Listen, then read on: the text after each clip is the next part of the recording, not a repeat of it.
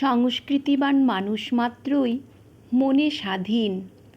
তার চিন্তা চেতনার জগতে দেশকালের মানুষের প্রযোজনা ও কল্যাণকামিতা থাকলেও রাজভয় ও লোকনিন্দা তাকে সহজে কাবু করতে পারে না।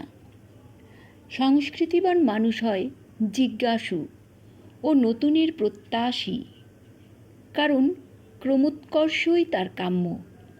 দুনিয়ায় মনুষ্যত্বহীন, পশুপ্রায়, লোভী ও আত্মস্বার্থ সর্বস্ব মানুষ দুর্লভ ছিল না কখনো, এখনও নেই, ভবিষ্যতেও থাকবে এরা বহুজন।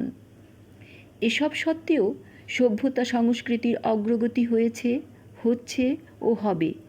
এ সভ্যতা সংস্কৃতি হচ্ছে জিজ্ঞাসু, সাহসী, আত্মপ্রত্যয়ী, মানব কল্যাণকামী, সংস্কৃতিবান, জ্ঞানী ও প্রজ্ঞাবান, মানুষের চিন্তার ও কর্মের প্রসূন।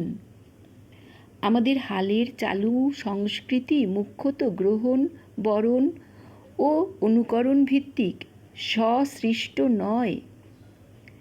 বীজবৃক্ষ ফলের মতোই সংস্কৃতির উৎস ও প্রসূন হচ্ছে শাস্ত্র, সমাজ ও রাষ্ট্র। অতীত সংস্কৃতির সঞ্চয়ই সভ্যতা নামে পরিচিত।